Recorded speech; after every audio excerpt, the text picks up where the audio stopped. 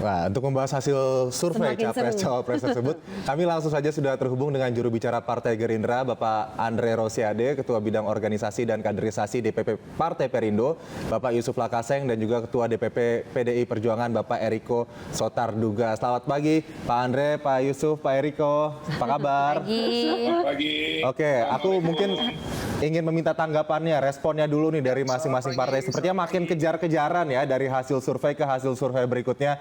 Dua pasangan inilah yang paling utama, Prabowo, Ganjar. Kemudian sekarang ada yang posisi ketiga, ada Pak Anies juga di situ. Silakan tanggapannya Bapak-Bapak. Mungkin saya ke Pak Eriko dulu deh.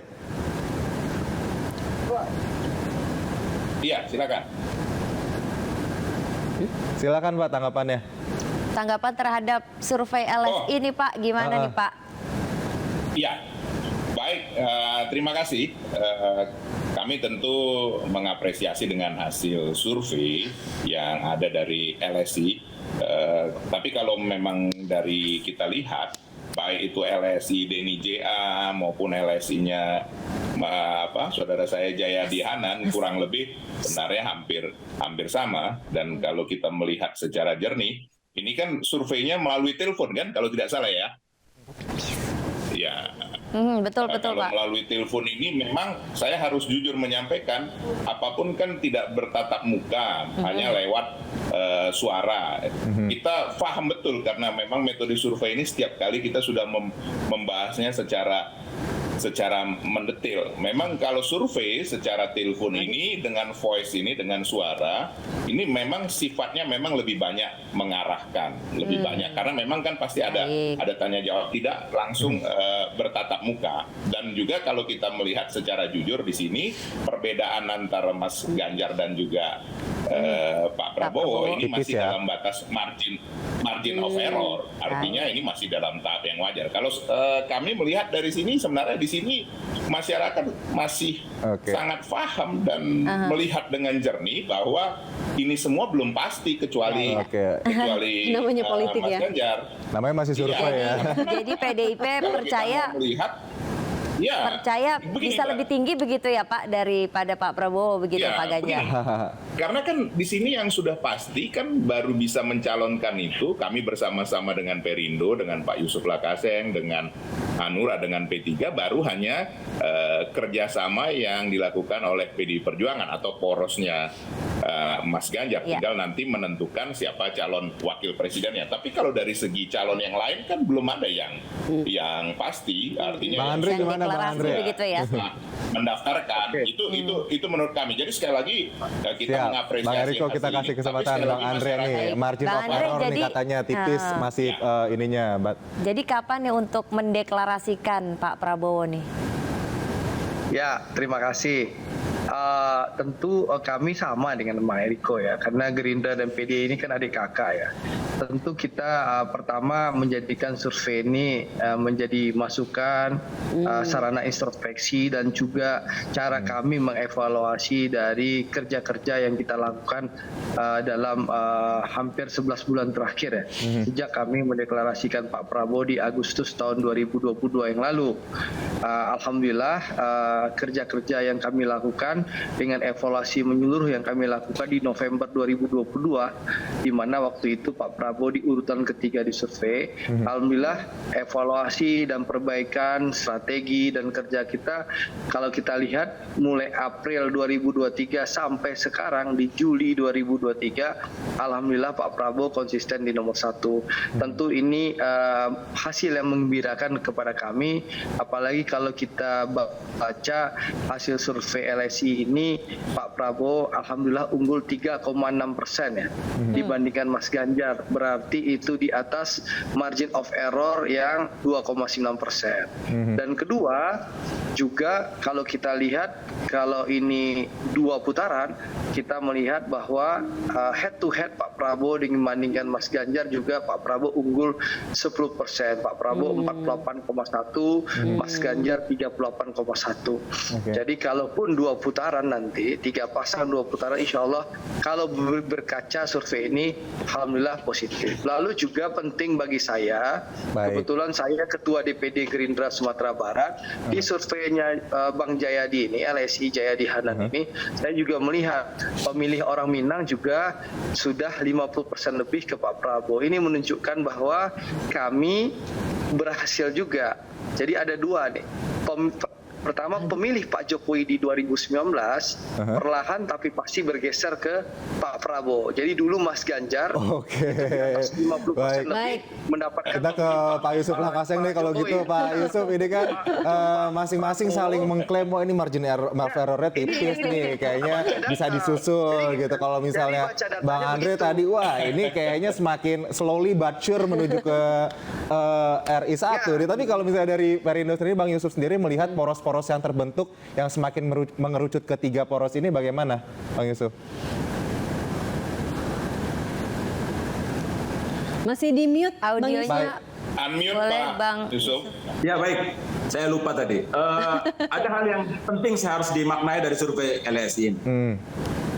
Dari survei ini kan kelihatan bahwa masyarakat sudah hampir dipastikan menginginkan keberlanjutan atau kontinuitas. Ya, ini terlihat ya capres yang didukung itu nyaris imbang antara Pak Prabowo dan Ganjar. Sementara Anies sudah tertinggal jauh. Itu artinya ide perubahan dan perbaikan itu sudah tidak mendapat tempat yang besar di publik kita. Ya. Nah, dengan situasi seperti ini memang akan seru melihat kontestasi pertarungan antara Ganjar dan Prabowo yang menurut saya sih masih imbang karena belum 2 kali tadi margin error, sehingga masih akan sangat seru. Sehingga dengan situasi ini posisi calon wakil presiden akan sangat menentukan. Ya, saya maksud menentukan, diharapkan nanti ketika dipasangkan dia harus mempertebal elektabilitas dari calon presiden tersebut, sehingga ini masih sangat dinamis. Baik, ini perbincangan semakin hangat tapi kita tahan dulu ya Bapak-Bapak ya. Kita akan menyimak dulu informasi berikut di mana Lembaga Survei Indonesia merilis terkait peta kompetisi Pilpres dan sikap publik terhadap isu-isu nasional. Ya, hasil survei menyebut Partai Perindo masuk dalam urutan kedua pilihan partai setelah Demokrat.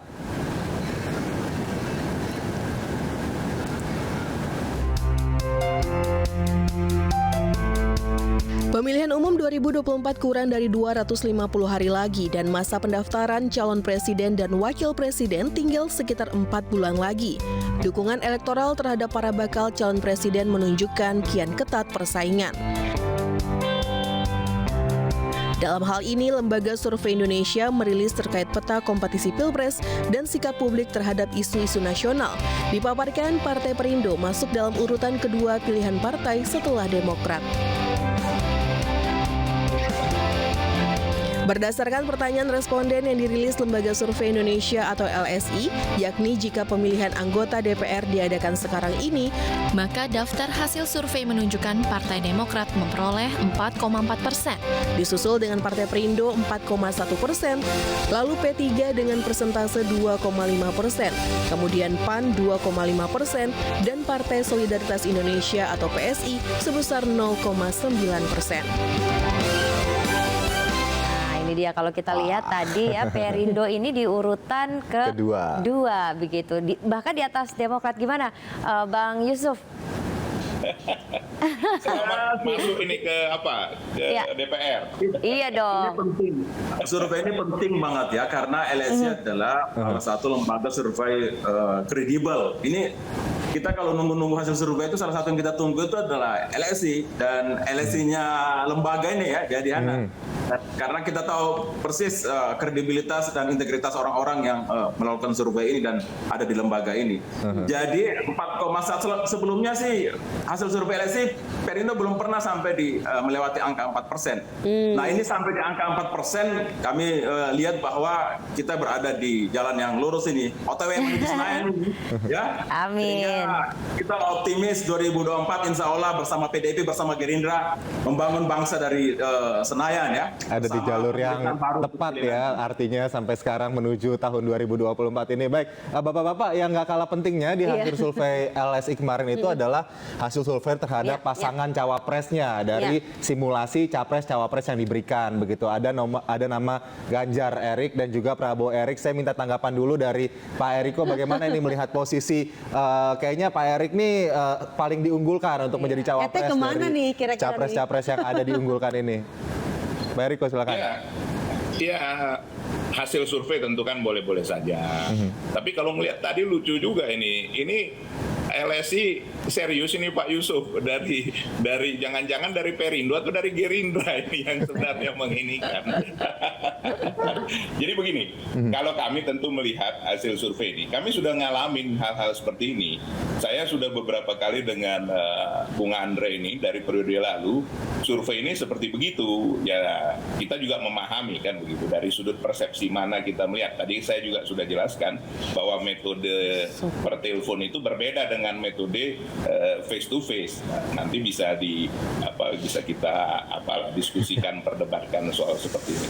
Jadi memang kalau hal-hal seperti ini tentu ada lebih arahan yang lebih jauh. Nah, kalau dari segi calon wakil presiden, ya saya rasa ini yang beredar, nama-nama ini juga beredar di 10 nama yang sudah disampaikan Ibu Ketua Umum, yang sudah disebutkan kan ada 7 nama, dan itu bukan satu hal yang baru. Tapi saya perlu mengingatkan juga di sini kepada kita semua, tidak ada juga jaminan bahwa itu yang terjadi. Karena kenapa? Karena masih hasil survei ya. Akan dilihat lagi ke depan. Ya, ini kan hasil survei tentu kita melihat sebagai Kalau Bang Andre Rosiade gimana tanggapannya terhadap cawapres ini, Bang? Dari bagian dari evaluasi, ya. Tetapi untuk nanti menentukan seperti waktu periode yang lalu di mana kami mengungguli Bung Andre dan teman-teman, kita bukan berarti itu yang menjadi calon wakil presiden kemudian yang saat ini masih sangat dinamis. Tidak berpatokan terhadap survei begitu ya. Tapi boleh dong menjadi masukan begitu ya, Pak. Kalau perbedaan makin jauh kan bisa saja nanti mungkin Pak Prabowo menjadi calon Pak Eriko, presiden, ya bukan tidak bisa. Karena kan, waktunya sangat singkat, ini kita juga pengen mendengar ini pendapat dari Pak Yusuf dan juga Pak Andre. Singkat saja mengenai cawapres. Saya dulu kali ya. Jadi gini, kalau bicara cawapres tentu cawapres Pak Prabowo itu sampai saat ini kandidat terkuat adalah Gus Muhaimin ya. Karena kami Gerindra berkoalisi bersama-sama dengan teman-teman PKB. Dalam piagam kerjasama Gerindra dan PKB disebutkan bahwa penentuan capres dan cawapres akan dilakukan oleh Pak Prabowo dan Gus Muhaimin. Jadi mari kita tunggu saja hasil diskusi dan perundingan Pak Prabowo dengan Gus Muhaimin. Mungkin kan terbuka. Kalau seandainya nanti menjelang Oktober Pak Prabowo 45%, Mas Ganjar 37 atau 35%, bisa saja kan Pak Prabowo dan Mas Ganjar jadi wapresnya Pak Prabowo. Bagaimana bertiga Pak Prabowo dan Bu Mega kan menang. Baik. Saling kejar-kejaran. Bang Yusuf, singkat aja dikit aja Bang, gimana tanggapannya? Ya, ini menuju 3 bulan pendaftaran capres ini memang dinamis ya. Kita di koalisi Ganjar sih sebenarnya menunggu bola muntah nih. Seandainya Muhaimin nggak jadi cawapres, bisa gabung dengan kita sehingga kita yakin akan bisa memenangkan kontestasi ini, ya. Baik, terima kasih Pak Eriko, Pak Bang Yusuf dan juga Pak Andre. Sehat selalu dan selamat bertugas kembali. Kita tunggu nanti. Kita akan tunggu hasil sebenarnya seperti apa nanti. Baik, terima kasih.